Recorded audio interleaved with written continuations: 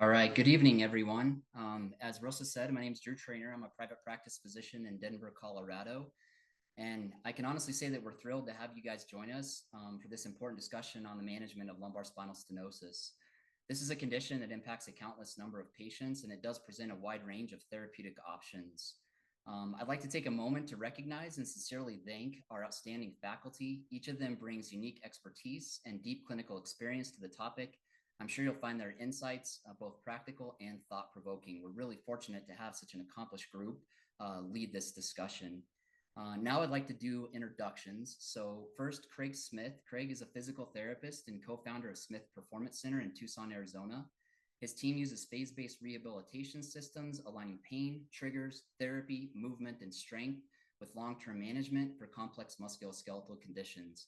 And he'll be talking about the role of physical therapy in the management of lumbar spinal stenosis.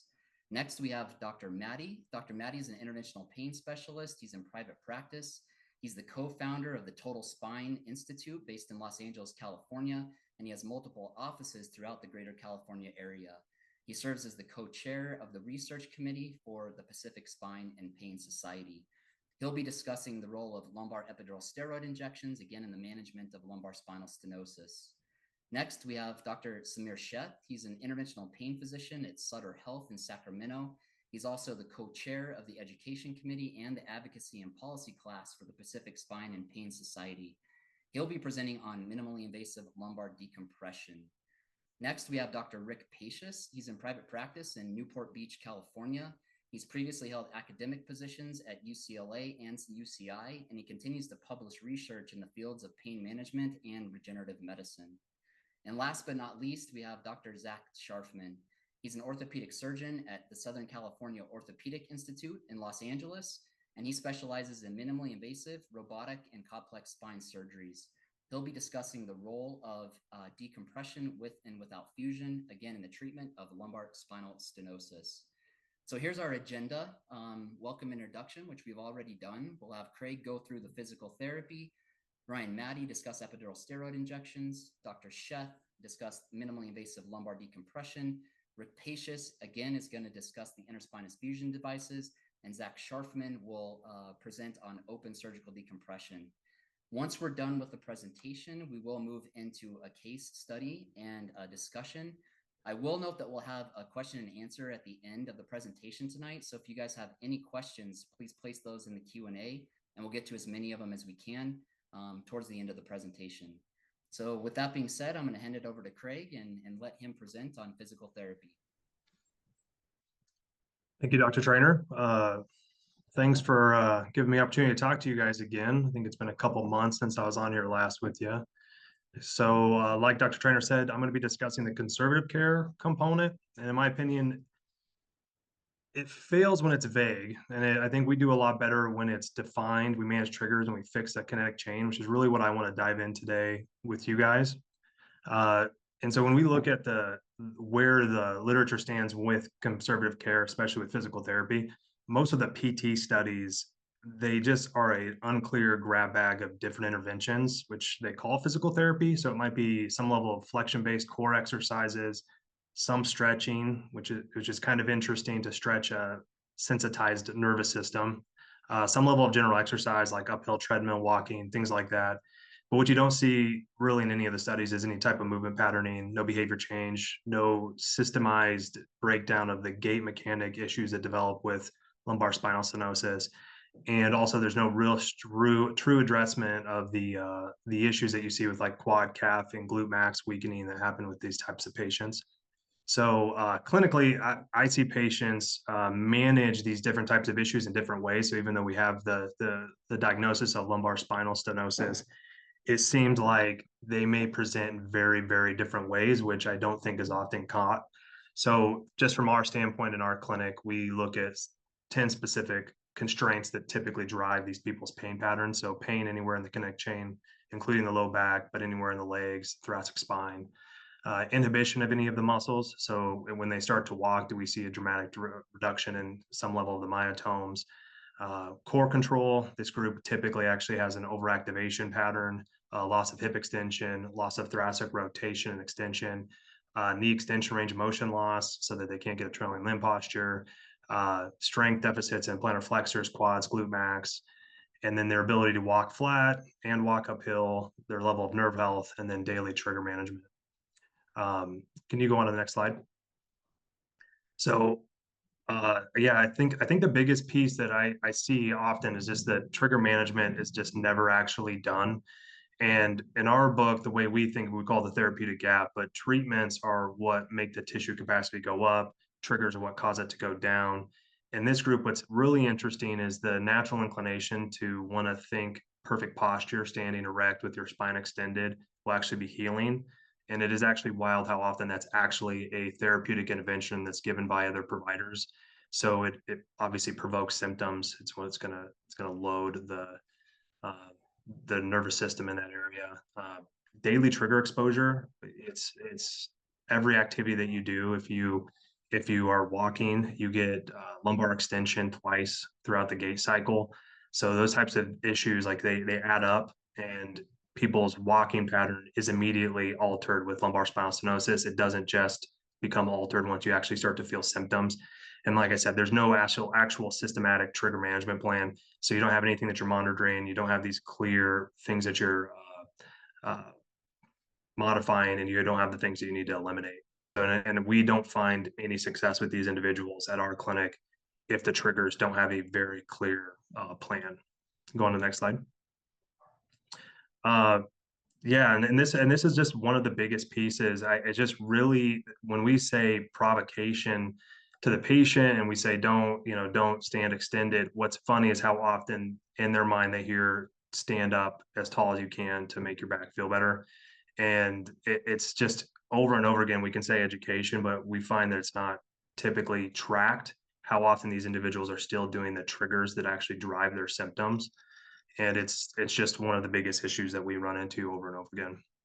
Go on to the next slide.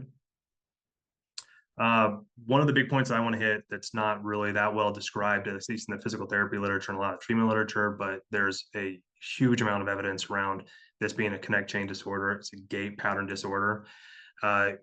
Just for example, like in symptomatic individuals, we'll see a loss of trailing limb behavior. So it means they have less hip extension. They don't have the normal push off. So from mid stance to terminal stance, when the heel should be rising, it typically stays down. They have more double limb support. And that's one of the reasons why they cannot follow through. So their step length will also shorten. And so flat walking taxes them, and they have to borrow that motion and compensate from the lumbar spine instead of being able to get it from where they should. And then you see these different issues also develop. So weak calves, weak quads, loss of knee extension, hip extension, thoracic stiffness. These individuals won't even be able to lay on their stomach. And it's not just because their back can't handle it, but it's because their T-spine and their hips have actually lost the ability to fully extend. And then on top of that, immediately, like I said before, there's a couple different articles that talk about how most start to use an overbracing posture when they're walking. So we've been told to do like flexion-based exercises, but we already know overbracing is a huge issue. And so further bearing down and causing more compression, we don't find that it works really well. Whereas instead, we would shift more towards a glute max posture where you're really trying to get the glute max to fire really well, less core engagement, and the glute max will actually help to keep a forward lean posture in these individuals. Go on the next slide. The other piece that we like to look at is just making sure that we rule out any other type of neural sensitivity that's happening. So another thing that's fairly common in the literature, something that we see often, is that it's not just the lumbar spinal stenosis that's driving some of the leg symptoms. There's often another neural irritation that's happening. We typically screen using different types of like straight leg raises, slump, Tennells. We'll also, with this group specifically, do longer holds, which can be really helpful, along with then doing the Tennells on all of the palpable anatomy, palpable nerves. And then when we do find ones that are bothering them, we'll make sure that we're doing protective, non-irritating flossing. We never stretch these individuals, even if they feel tight, as it typically will reduce the time that they can walk before they get their symptoms. But I think it's often not managed well from the PT perspective on our, like we're missing those signs. You can go to the next slide. So this would just be some of the ways that we think of it. And really, I'm agnostic on which tool gets used. It's just which thing best address the most severe constraints that are actually leading to this altered gait and altered patterns.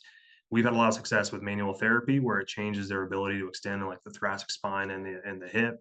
Normalizations work really well in this group. The neuromotor, the biggest piece is to get rid of the actual overbracing and still have engagement where you don't go hinging through the lumbar spine, especially in the region that seems to be symptomatic. Regionally, the whole lower extremity actually matters with this group of people, and you want to address any hip extension, thoracic extension loss, because they're going to get it from the lumbar spine. And that's even if it doesn't seem like they're getting a trailing limb position. Lower extremity weakness is a humongous problem. The inability for them to actually get a normal heel rise will also drive more lumbar extension, which drives more of their symptoms. But that's not the only muscle that's often weak. You have the quads, and the most important muscle would be your glute max, which would actually allow the individuals to have a forward lean. So we do a lot of movement retraining as well, really being able to focus on extending their hip without extending their back. And then at the end of the day, it's really about building capacity where they get more strength, more endurance, more speed, but without pissing off their nervous system. So the triggers are just as important. You have to match those so that we can actually get a therapeutic gap. Go to the next slide. Yeah, and so just kind of a general screen that I normally do, I'll make sure that they do single leg calf raises. I want to see that they can get 10 to 15 first visit. I like to do a 5 times sit to stand just to see general health and see what their pattern is when they come up to a tall position. I always check knee extension, see that that they have normal full extension, at least 0. That's equal side to side. I like to see 15 degrees of hip extension. I like to see the thoracic, they have some level of thoracic rotation. So in a quadruped position, have them rotate side to side, and that they can also extend their T-spine without extending their low back. And then I video their gait pattern, make sure they get a trailing limb posture, and then also do an uphill walk to see how long they can walk before they have to quit without symptoms. And then obviously the whole neurodynamic testing, Tonells, look for double crushes, and then really dig into their triggers. And then from there, we jump into interventions, whichever one really drives their biggest problem. But from there, like I definitely see the other aspects, and we will refer obviously if we have no success or if they start to progress.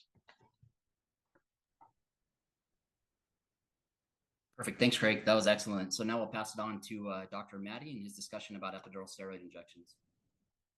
Thank you, Drew. Thank you, Craig. So the next stop on the treatment algorithm is with epidural injections.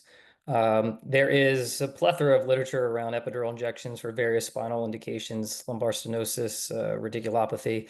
A lot of them are redundant, and there's also a lot of non-inferiority studies. So I just kind of wanted to look at studies that kind of gather the general gestalt of what these offer and how they can be used in your treatment algorithm. Next slide, please. So just kind of at a glance, lumbar spinal stenosis is a structural issue. The typical symptoms we all kind of know are neurogenic claudication, back and leg pain, worse with standing, walking, relieved by flexion or sitting. And the initial care, as Craig went through a little bit, was education, activity modification, the physical therapy, NSAIDs and various analgesics may be helpful for short-term relief. But the big thing I think that we want to at least rule out in whether or not we're going to do an injection is essentially something that might fast track someone to surgery, which are the red flags or any progressive neural deficits called equina type symptoms.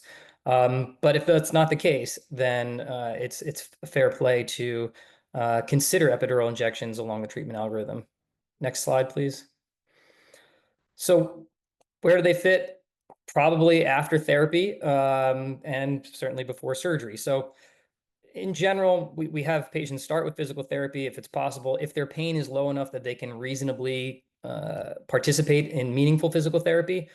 If there is too much pain with doing the physical therapy, then certainly epidural injections are indicated for short-term pain relief, short-term disability, and even long-term disability, depending on what the ultimate goal is. But if they're symptomatic to the point where physical therapy is difficult, but not neurologically symptomatic where there's a more urgent surgical referral needed, then the injections may be quite helpful in managing the patient's symptoms. So the goal really is short-term relief, again, to enable that bridge into rehab or to hold them over or delay surgery if that's the case. I think the important thing to mention, as the previous slide showed, It is not disease modification. It is not going to destenose a spinal canal. The spinal stenosis is an anatomic issue, and so these injections are not a correction for that. So if there are progressive deficits or there's severe refractory claudication, then that's your indication for surgical referral. Next slide, please. So the evidence, again, as I said, there's a lot of evidence out there focused on epidural injections and what they may be indicated for, what they may be helpful for. So overall, what we see in terms of lumbar stenosis as the underlying pathology for the epidural injections is mainly a reduction in short-term disability. And so the number needed to treat for that is 4, which is actually really quite strong. For longer-term disability, there's a number needed to treat of 8. If you go deeper into the studies, the number needed to treat for pain relief is about 15. So I think it's important to dissect those numbers just briefly, because it'll give you, I think, a clear indication of why these might be worth trying, prior to considering something more invasive. And it's simple that the number needed to treat of 4 is really low. That means 1 in 4 patients who have these injections will essentially achieve meaningful relief from their symptoms, at least in the short term. To put it in perspective, something I think that most doctors and most people in medicine know as a viable treatment for cardiovascular events or preventing cardiovascular events is aspirin. And the number needed to treat for that is somewhere around 300. So if you only have to do 4 epidural injections to really give someone some meaningful difference in their short-term disability that might allow them to participate in physical therapy and get better in the long term, I think that's really good. Even with the number needed to treat of 15 for actual pain relief, it's still relatively low. Or excuse me, I mean, it's still relatively low in terms of the number needed to treat, and relatively high in the rate of success that you're going to find with the patients. The other thing you have to consider is the risk, and it's a pretty low risk procedure when done properly. There are risks of infection, bleeding, but those are really low. Most of the risks that are there have to do with either vasovagal symptoms or some kind of side effect to the medication. But in terms of any serious adverse events, it's close to 0, not quite, but pretty much there. So if someone is symptomatic to the point where they're not getting better with therapy, it's certainly reasonable. And usually there's about 40 to 60% that achieve greater than 50% pain relief, anywhere between 1 and 12 months. Again, that varies. But in terms of the number needed to treat, it's certainly reasonable. Again, it may facilitate rehab, it may reduce analgesic use, it may temporarily improve walking tolerance and allow them to participate in more of the physical aspects of their improvement. Next slide.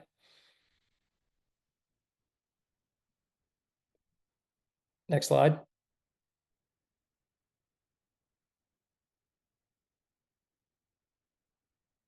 Hello? Next slide.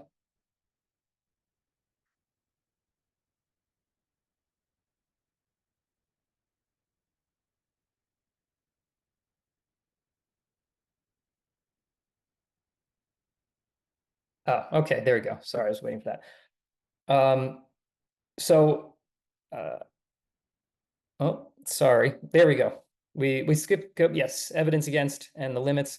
So again, the evidence is kind of a little bit back and forth. There was a study in 2014 that showed really limited benefit in terms of epidural injections for stenosis, with really no added benefit at 6 weeks. There's the SPORT trial, which was, I think, back in 2011, was a little bit difficult to assess the actual quality and results of the epidural injections because of some selection bias towards patients with more severe stenosis and obviously more likely need of surgery.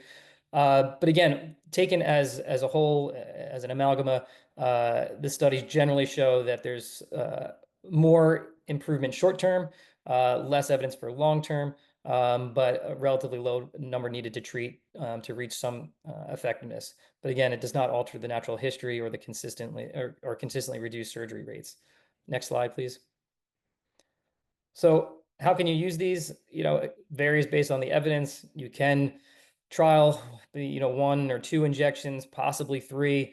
That's done from some antiquated studies back in I think the 80s or 90s, where they were looking at series of injections in sort of relative, limited improvement on rate of return. But pretty much maxes out at about 3 injections, but certainly 1 is reasonable, spacing them out a couple of weeks apart, obviously from to limit the risk of any side effects from steroids. And you're looking for at least some modest improvement, about 30% after each injection, if you're going to consider it. The approach will vary based off of the anatomy, based off of the patient. If there's had prior surgery, if there's difficult anatomy, you may choose between an interlaminar, caudal, or transforaminal. There's no findings in the literature that suggest that one is any better than the other. Those are non-inferior to one another. The relative risks, like I said, are really either transient pain. With a dural puncture, there's risk of a spinal headache, bleeding, infection, but these are all rare, and even any serious neurologic or vascular injury is extremely rare, especially if using non-particulate steroid when appropriate. So the point is, if it's indicated, it's worth a try. You reassess after each injection, and if they're not getting any benefit, then that's where you're looking at your referral to surgery. So that's the general take-home points. Symptom control, not disease modifying, more improvement in the short term and with functional gains, less so with long-term improvement or pain management. But for persistent dyssynovial conditions, you're going to head to the next step. And so I'll pass it over to Dr. Sheth to go over what that might be. Hi, everyone. Dr. Mattie, great job as always. And Craig, thank you so much for that excellent presentation on physical therapy aspects. So today I'll be talking about percutaneous direct lumbar decompression, or minimally invasive lumbar decompression, kind of known as mild, if we will. And so this is kind of, just what are the next steps that we can offer our patients. And I often think of this as definitely one of the next best steps. I think one of the things that we have to focus in on is the background of, of spinal stenosis. And what I always look at it is it's kind of vague, so it's not really clear for a lot of people. The radiology kind of definition is variable as well. But I guess it's one of those things where it, when you see it, you know it. And I think what we have to recognize is that more often than not, it's just something that may or may not even be symptomatic on physical exam. But I think it's important to understand the variable types, and what we're going to really focus in on here is moderate and severe stenosis. A couple of things that are also really important to recognize is how common it is as we see our aging population. So, roughly 20 to 30% of our patients have moderate to severe stenosis above the age of 60. So in my practice, I mean, that's pretty much 90 to 95% of my practice, they could have stenosis. I see a pretty old population. And again, this radiologic definition is variable, but the most commonly accepted is apeak diameter of the bony canal of less than 12 millimeters. Don't have time to really go into all the different reasons for this occurring, but it is something that in future webinars we can certainly go over. Next slide, please. So this is a very nice, treatment option for a lot of our patients, and this is kind of some of the pictures that come from of the cases. And this is the percutaneous direct lumbar decompression, in which we remove some portions of the laminar bone with the bone rongeur. And then we also, once we get a little bit of a, if you will, laminotomy, if you will, we're able then to gain access to that thickened ligamentum flavum, and we're using a tissue sculpture to remove ligament. I think I was on a panel for PSPS 2 to 3 years ago when we were speaking about this, and I was on with one of the neurosurgeons, and one thing that struck me, Dr. Flowski was on there, and one thing that struck me, what he said is, this is a fine balance. So if you look at patients over the years, you kind of see that they had they come in with severe spinal stenosis, and they might be 85, 90 years old. But for all this time, they probably have had some form of spinal stenosis, some severe spinal stenosis, and didn't become symptomatic until at one point in time. Maybe they're 88, 89, then all of a sudden on their 90th birthday, they became symptomatic. So it's pushing them over the edge. Something pushed them over the edge. And so it's just these small, minute changes that can cause that. So his point was, you can deal with it, and it's a fine balance. But then once you teeter over the edge, you kind of have these symptoms. So you don't need to remove that much in order to get some pain relief. And I think that's important to recognize with the mild procedure. Oftentimes, you don't even see changes on the MRI post if you get an MRI after. But again, we're removing a pea-sized amount in order to get some relief. And this is something that we have demonstrated over and over again with studies. Next slide, please. So it's always nice to see, this was the MIDAS study that looked at really the outcomes. And if you follow this out to 24 months, which is quite impressive, you see a dramatic reduction, really not only on pain scores, but more importantly, I think if you're going to start treating these patients with spinal stenosis, it's important to really ask for these more holistic outcomes. And there are very good validated measures, such as the Zurich claudication questionnaire, obviously the ODI, but the Zurich claudication questionnaire is looking at walking tolerance and determining how far people can actually walk. So I think this is something that we need to focus in on a lot more. I think Dr. Mattie spoke to the short-term disability versus pain scores on epidural, similar situation here. So you see a dramatic reduction in both not only pain scores, but also then there's Zurich claudication questionnaire as well as their ODI. I'll touch upon this in the next slide, but really no device or procedure related serious adverse events. So it's really a 1.3% rate of device or procedure related non-serious adverse events, and no subsequent spinal instability, which I think is also very important to touch on. So again, this is similar to an epidural in terms of complication rates. Oftentimes you don't even violate that epidural space. You're staying in the ligamentum flavum, and it's up to many of the providers whether or not they would like to actually do an epidural after or before this procedure. So this is something that I think is really, really important to recognize, and it's something that I often consider for my patients as a first-line treatment for people with spinal stenosis. Next slide, please. So this was a study that came out recently last year that talked about the percutaneous image-guided lumbar decompression versus outpatient laminectomy. And just in the interest of time, this looked at Medicare study patients. There's about 2,000 mild patients or percutaneous direct lumbar decompression patients, and about 7,000 patients that underwent open laminectomy. And what we found was that the patients with mild actually did quite well, that their reoperation rate was a little bit higher, it was about 5.5% versus, 9% versus 5.5%. But what's important to recognize again is that the complication rate was 1.9% versus 5.8%. So I think this kind of highlights a couple different things. One, the reoperation rate or the chance for subsequent procedures might be higher because we might be using this earlier in our treatment algorithm, which I think we would advocate for. But I think the other important point is the lower complication rate or the lower need for any sort of management of these complications. Now, a lot of our patients, when we're talking about this, when we're offering this, in fact, when I talk to my surgical colleagues, they actually refer this to me because they're not good surgical candidates. So this is something that can offer some significant relief, especially as our patients get older. It's a safe outpatient procedure. I did this under local anesthetic for one of my patients. So this is something that when you combine the complication rate, the potential for durable outcomes, and the safety, I think this is a very good option for our patients. And certainly if this doesn't help, then they move on to something else if necessary. So I think the next slide, I think my conclusions here. Yeah. So, it could be a very good option for a variety of reasons. Again, instead of a lot of our patients are on blood thinners as well. So, I might skip the epidural actually and just go straight to this if I'm going to hold an anticoagulant, because I feel like this is going to be just as safe. That 1.3% rate is similar to an epidural in terms of complications, but can be much more better in terms of the outcomes. So as I've said over and over again, for a lot of my how I practice is really just using the stepwise algorithmic approach. And I think this is something that should certainly be considered earlier in the algorithm for a lot of our patients. Next slide. All right, and then I'm going to pass over to Dr. Pacius. It's a pleasure to pass it on over to him. Thank you, Dr. Pacius.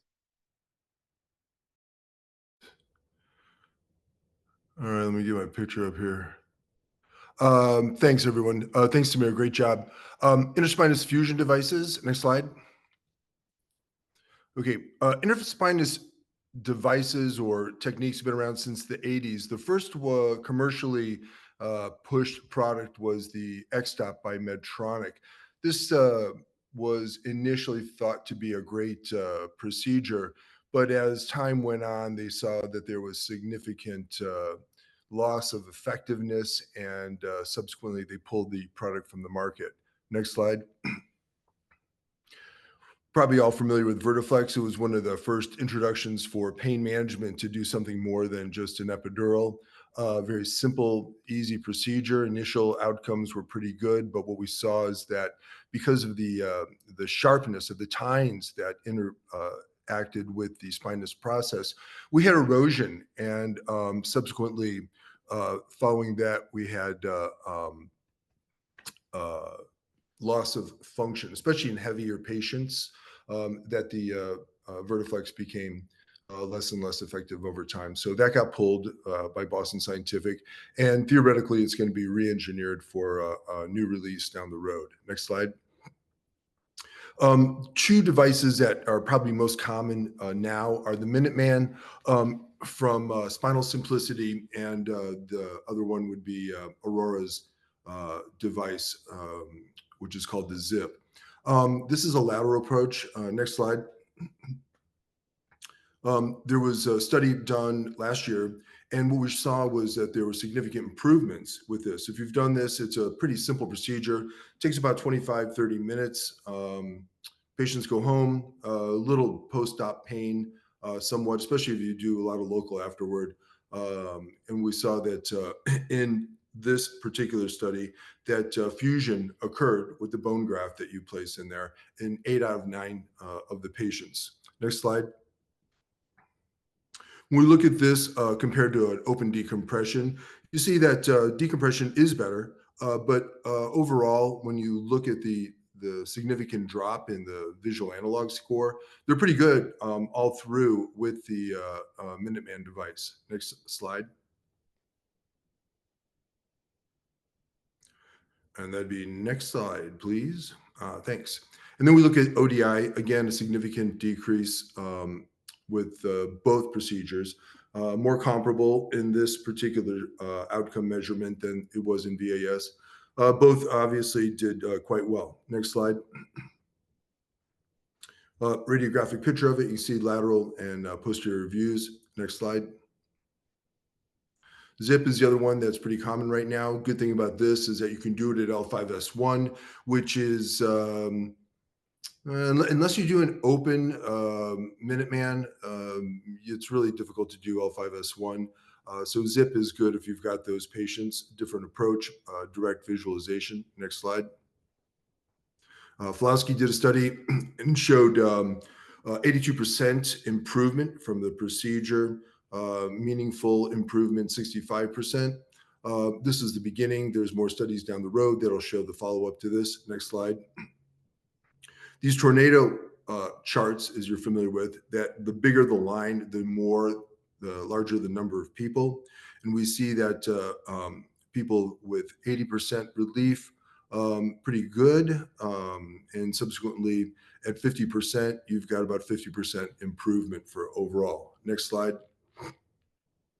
Leg improvement, similar, a little better actually than the back improvement. And the other thing you got to consider with these studies too, is that when you're doing these procedures, you're addressing one particular aspect of their back pain. You know, you're going to have multifidus atrophy, you're going to have facet problems, you're going to have disc problems, you're going to have end plate changes with motor changes. So even though we're improving them, we may not be treating all their back problems. And this is often a conversation you'll have after you do a procedure and they say, yeah, but my back still hurts. Next slide. 3-month improvement, again, quite good considering the simplicity and the ease of this procedure. Next slide. Overall, minimally invasive surgery, such as the Minuteman and the Aurora Zip device, compared to open laminectomy, is going to be much less blood loss, shorter operative times, less anesthesia, and return to function much quicker. Next slide. These are references. Thank you for your time. Great job, other members of our panel, Samir, Craig, and Ryan. Thank you. Thank you, Rick. So now we'll pass it on to Dr. Sharfman to discuss surgical decompression. Thanks so much for having me, everyone. And thank you to all the other panelists. I'm going to speak quickly about lumbar laminectomy. This is the gold standard treatment for lumbar spinal stenosis, but I think, as we all know, it's the gold standard that all of our patients want to avoid. And I think that's why we kind of innovated and developed all these other treatments that we're talking about. So why is this the gold standard? One, direct neural element decompression. We go in there, see it, I see the dura and the nerves. I remove the lamina, the ligamentum flavum, and do a partial medial facetectomy. I think this point is a little bit important. I'm actually cutting half the facet out on each side and literally expanding the spinal canal, in addition to taking out the lamina here in the back and the black ligamentum flavum that you see. The success rate of this procedure, huge. Quoted in the literature, 90% with excellent satisfaction rates. And I think to some of the other points the panelists made, I'd even argue that the success rate of this procedure is much better if we can educate our patients well. This is a leg pain surgery, not a back pain surgery. Another thing to point out on this slide is, two definitions that I think are important for this talk. With lumbar spinal stenosis, the thing we're really looking to treat is neurogenic claudication, or positional changes causing pain, that classic shopping cart sign, all those symptoms that our patients get when they're standing erect and that really improve with leaning forward and widening the spinal canal. Different from radiculopathy or that lateral recess or foraminal stenosis causing a constant shooting, burning, numbing pain down the leg, not a positional pain, not a pain worse with walking, but kind of always there. Next slide, please. So I thought it would be kind of fun to do not cases per se, but to go through the slides and the topics with thinking about x-rays in different patients that I've seen. So first, I have no relevant disclosures to this talk except that I practice in office with another pain management doctor, and I'm a spine surgeon, and it's the most fun to have that collaboration there. I send tons of patients for the mild. I think it's a wonderful procedure. I think it really can provide a lot of benefit. I don't feel that there's any clinically significant dural scarring. I see a lot of occult dural tears when I decompress someone with the mild. They're all central. They're all easy to get to. I don't think that's a reason not to do it. But something to be cognizant of, this is a patient who got sent to me after a mild procedure, is where the pathology is coming from. Mild, great for claudication, those positional changes, especially with ligamentum flavum hypertrophy. But this patient really had anterior pathology, a large disc herniation in the front for this patient. That really needed to be addressed. He also has stenosis caused by that. So it's all central stenosis. You see the thecal sac really compressed, but there's no ligamentum flavum hypertrophy. I'd argue that this is not a very degenerative level in terms of the facet joints. And he just needed a laminectomy and discectomy. You can also see that spaghetti sign of all the nerve roots bunching up here.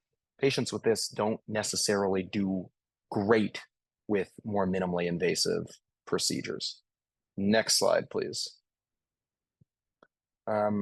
Here's another case. Another disclosure, I don't do Vertiflex, X-Stop, Minuteman. I send patients for them all the time. Why? Most of my patients don't want spine surgery, and I think it really should be the last option. Do we fuse? Do we not fuse? Everyone can see on these X-rays and MRIs and CT, this patient has vacuum disc phenomenon. They have a 2-level spondylolisthesis. I'd argue they don't have the spaghetti sign. I think if they had claudication, I don't think they have much central stenosis there. I think it's more lateral recess. I think that, Minuteman, X-Stop, any interspinous device might have been a good option here. But I think their symptoms were much more radicular. And again, doing a laminectomy, really taking out the partial medial facetectomy, half of the facet joint here, really relieved this patient's symptoms. Other things to be aware of are, does this patient need a fusion? They have a 2-level spondylolisthesis. I'd argue this facet joint is not all that gapped. I'd argue this doesn't look unstable. It wasn't on flexion extension radiographs. It was just a degenerative, stable spondylolisthesis. So they got a laminectomy without a fusion. Next slide, please. So when do we fuse? Well, trauma, tumors, spondylolisthesis, pseudoarthrosis, deformity that we need to correct, or neuroforaminal stenosis that it is more challenging to address without a fusion. This patient clearly has a mobile spondylolisthesis on flexion extension x-rays. Let's go to the next slide, please. And we can see that they reduce on their MRI. There's less of that spondylolisthesis there. Their central canal, even in that reduced position, looks bad. And on this parasagittal film at 5-1, we see, even at 5-1, where they don't have a spondylolisthesis, they have significant foraminal stenosis. So for this patient, I performed, next slide, a 2-level anterior lumbar interbody fusion and posterior spinal fusion to address their claudicatory symptoms and their radicular symptoms. So when do we need to fuse? You know, in my hands, I try to avoid it. But really when there's a good indication in terms of instability, which this patient had, or neuroforaminal stenosis, which they also had. Next slide, please. So other cases for laminectomy. This patient also had the mild procedure.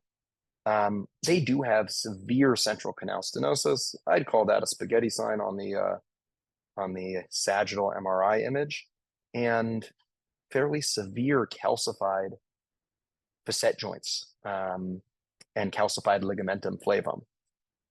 So this patient didn't exactly have dynamic instability. They didn't move on flexion extension x-rays, but still in the case of severe central canal stenosis, lateral recess stenosis, and in cases where I'm really worried about a dural tear, a patient like this, I'm going to do a very wide decompression, make sure I have access to the lateral aspect of the dura to repair it if needed. Next slide. So they also got a fusion, but for different reasons. Next slide, please. So in conclusion, you know, why is laminectomy the gold standard? Because it gives comprehensive deep compression. It has long-term efficacy. The studies really show that this provides the longest lasting results of all the treatments on the market. It's very broadly applicable. We can do it for almost anyone. There's a lower risk of recurrence with this treatment than others. And the body of evidence is, you know, this is an older procedure than epidurals, than the mild, and then interspinous spacers. You know, but that being said, quite honestly, I think that those are all different steps either on the way to a laminectomy for a patient who's not ready for an open surgical procedure, or they can stop someone in their tracks and really provide a long-lasting, durable outcome for someone to avoid an open surgical procedure. And, you know, the only good piece of advice I can give you is practicing in the same office as another spine provider, not in your specialty, either a pain management doctor if you're a surgeon, or vice versa, will open your eyes, broaden your understanding of who does well with what procedure, and help you share patients in a much more productive way. Thank you guys for having me.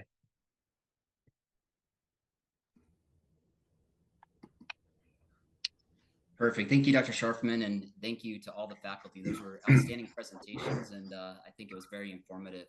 So now we'll go ahead and go through a case study. We'll have some frank discussion amongst the faculty members about how they would approach this patient. Next slide, please. So this is Mr. DP. This is an 87-year-old gentleman. He's a retired construction worker. He has past medical history significant for atrial fibrillation. He's currently anticoagulated on Eliquis, and also hypercholesterolemia, is on a statin. Next slide, please. His chief complaint is progressive low back and bilateral leg pain. Next slide, please. His history of present illness, his symptoms have been present and progressive over the last 2 years. He's at the point now where he can only walk approximately half a block before he needs to sit down, and that does improve both his back and his leg symptoms. Similarly, he can only stand for 5 minutes before he needs to sit down. He has no frank symptoms of Cauda-Equina syndrome, such as bowel or bladder incontinence, saddle anesthesia. On physical examination, he does have evidence of weakness in the left ankle dorsiflexors at 3+ out of 5. He has diminished sensation in the left L5 dermatome and reduced bilateral patellar and absent calcaneal reflexes. He also has a positive ipsilateral straight leg raise on that left-hand side for pain radiating in an L5 distribution. Next slide, please. So prior treatment, he did try physical therapy when the symptoms started about 2 years ago. In review of the documentation, it was primarily passive modalities. There wasn't a lot of active therapeutic intervention, and he really had no benefit. He'd also undergone a couple different epidural steroid injections. They first trialed L4-5 transforaminals. Really no improvement in symptoms. He did go on to an L5-S1 interlaminar, and he had about 2 months of a 50% reduction in his pain. Next slide, please. So if you look at his imaging, this is in the top is a sagittal T2 weighted image. You can see the majority of his pathology is at the L4-5 level. And you can also see that his stenosis, at least centrally, is multifactorial. He has a central disc protrusion. He has a mild grade 1 aneurysthesis. And you can see that ligamentum flavum hypertrophy, again, very well on that sagittal image. If you look on the right, this is his axial cut. This is also a T2 weighted image. You can see he clearly has facet hypertrophy, which is also likely contributing to the central and lateral recess narrowing. And he has that thickening of the ligamentum flavum. So if you look at the right side, it's 6.3 millimeters, and on the left, it's 7 millimeters. Remember, the mild procedure is indicated for ligamentum flavum hypertrophy of 2.5 millimeters or greater. Now, the important thing to also consider, remember he had left ankle dorsiflexion weakness. And so the bottom image here, you can see there's an axial cut through the L5-S1 level. And if you look on that left-hand side, you can see he clearly has neuroforaminal narrowing on the left at L5. Next slide, please. So things to consider. He has neurologic deficits on physical exam. Remember, he had that left ankle dorsiflexion weakness. He's obviously got an advanced age, right? He's 87 years old. He has comorbidities. He's a cardiac anesthesia risk. He has atrial fibrillation, and he's anticoagulated on Eliquis. So first, I'll open it up to Craig. Craig, what are your thoughts on re-entertaining the idea of physical therapy, knowing that what he had 2 years ago was likely inadequate? Yeah, I would definitely treat this, at least give it a swing. What I found interesting, and this would be kind of speak to the double crush syndrome. I don't want to separate if extensor hallucis longus versus all of the pretibials, like the anterior tibialis, are primarily affected. I'd like to see if he has any type of like positive tunnels around the common peroneal nerve, and really just I would check out all of those distal different palpable nerves, so tibial nerve behind the knee, tarsal tunnel, and then myotome testing for all the lower extremity muscles just to make sure. But the fact I would still go for treating the pain right off the bat. Probably do a flexion-based lumbar traction to see if I could reduce his low back pain, and then recheck myotomes to see if they strengthened. Oftentimes with those, if they're going to actually be able to have some level of rehab potential, we can see some changes in their myotomes. But beyond that, I would be concerned based on the length of time, and pretty confident that he's going to have fairly significant gait changes. So he's probably going to be presenting with a foot slap. So he's going to have a shortened step length. He's going to be landing harder on the left side. It's going to be transferring more force up through his spine. I would be starting in those areas. So I may even do something to basically help support, depending on how well he can control his loading response. So right when his heel hits the ground, and where the pretibials get maximally loaded, I'd be trying to do something to basically to manage that and reduce force absorption, and then just work up towards the spine at the same time. Based off of how I'm guessing he present, he also is going to have a hip extension and thoracic limitation. So he has a lot of rehab potential, in my opinion.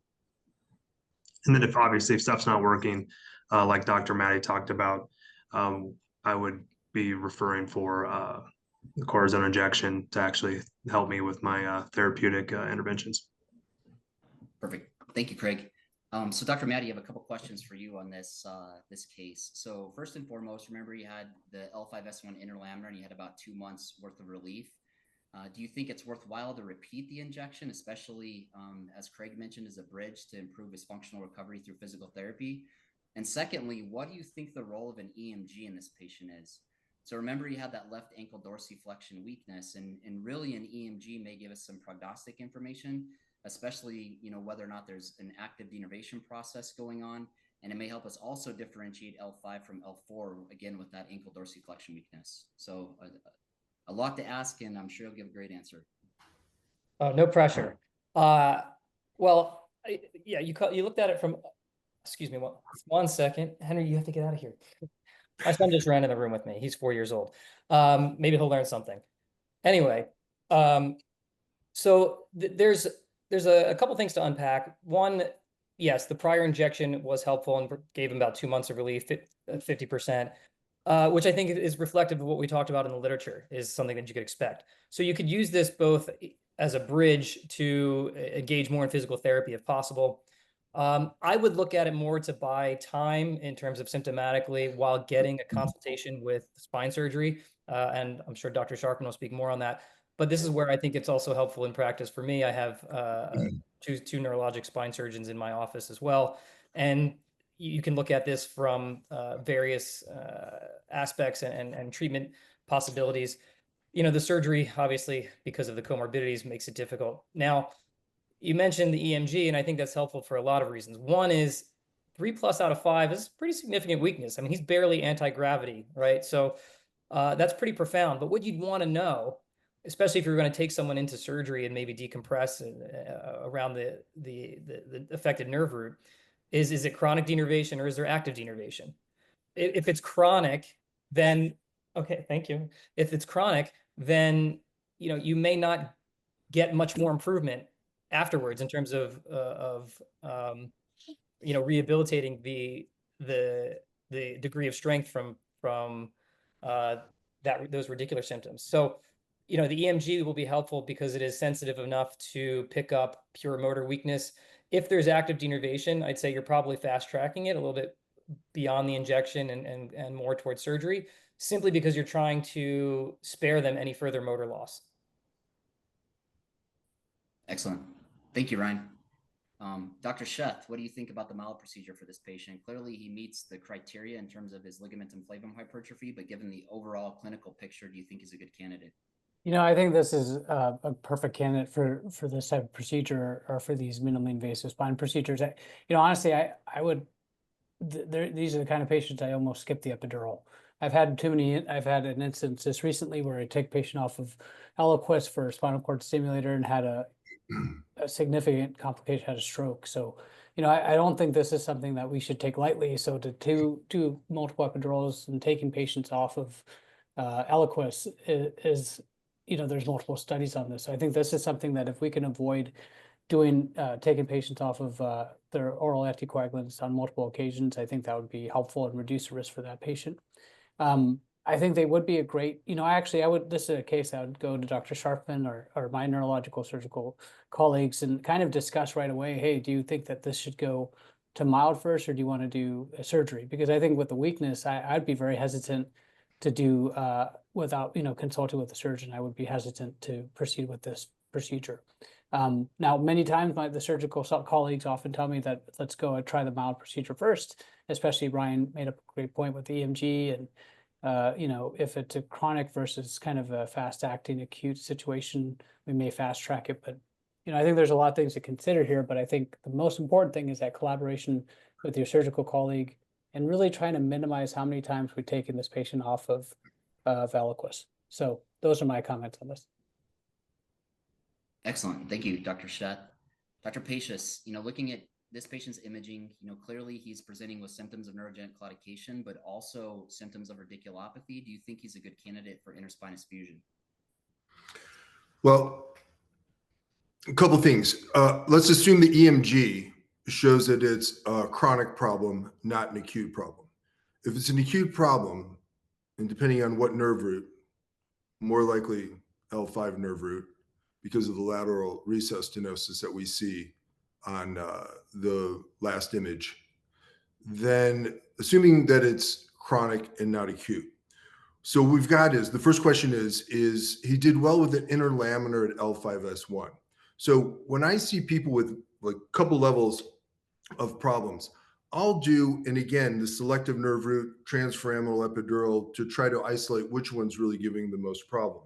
I've had patients where it looks like this level is worse than that one, and I'll separate inject, if it's a 4-5 stenosis, inject under the pedicle of 5. And so when that said the L4-5 transforaminal. I'm not sure if they went under the L5 pedicle or they went through the L4-5. And if they went through L4-5 foramen, it's not going to do anything to help this person whatsoever. So I'm not sure how that epidural was done that got no benefit. The fact that he did have benefit with the L5-1 interlaminar tells me it's that lateral recess stenosis is probably more problematic.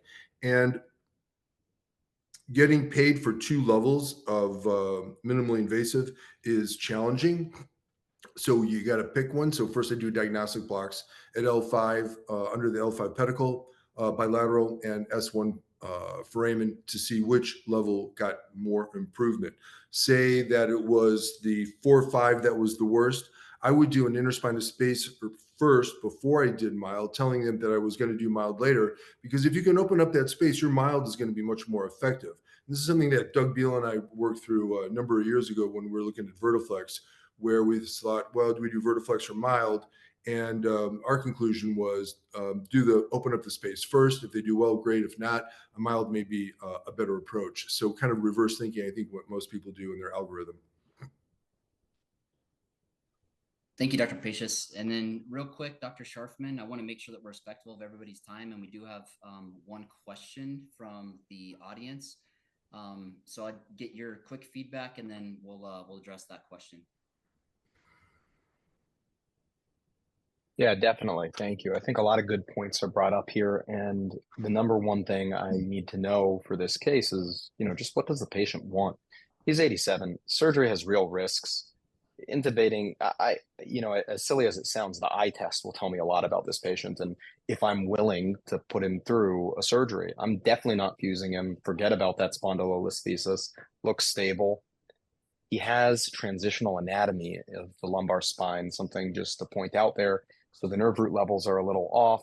That foraminal stenosis that we saw on the axial of the slice below of the level below the severe central canal stenosis, I don't believe is affecting him in the least. So for me, he's a great candidate for a 1-level lumbar laminectomy radiographically. He might say the foot drop doesn't bother him. He can wear an AFO and he's not having any surgery. Or he might say, let's do a mild. But this is the beauty of really practicing in a multidisciplinary practice, where on the same day he's going to get an EMG, see a pain management specialist, understand those options, understand his surgical options, and can make an informed decision with his family at 87, where we kind of know, what we're doing here. Neurologically, with 3+ out of 5, a lot of surgeons are going to argue for immediate surgery. And, maybe if he was 25 and we're talking about long-term foot drop, in an 87-year-old, I'm pretty comfortable putting him in an AFO and really explaining the risk, benefits, and alternatives of surgery and living with a foot drop. We're trying the mild first. I don't think there's a problem with doing a mild and a laminectomy 2 weeks later. Some people will argue that an epidural slightly increases the risk of infection. I think the literature is not very clear on that. And as long as I'm not doing a fusion, I'm comfortable doing a decompression immediately after a epidural. So our options are open despite his neurologic deficit with a good conversation. Excellent. Thank you, Dr. Sharfman. And actually, I think you're probably the most well qualified to answer this question as well. What is the best approach to treating a patient with spinal stenosis that's secondary to epidural lipomatosis? There are a lot of controversy surrounding epidural injections, right? Because we think it may actually contribute to the lipomatosis. And so in my patient population, I tend to avoid epidural steroid injections in this patient population. I'm curious to get your feedback.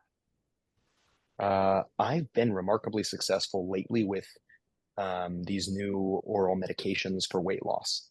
And I've even gotten, I wish I had it prepped. I could show you pre and post 30-pound, 60-pound weight loss, showing a marked reduction in epidural lipomatosis.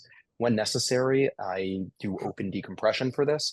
I am less concerned about doing epidural steroid injections for this problem, because I see it as, if they are that symptomatic, they might end up with surgery. This is a step on the way.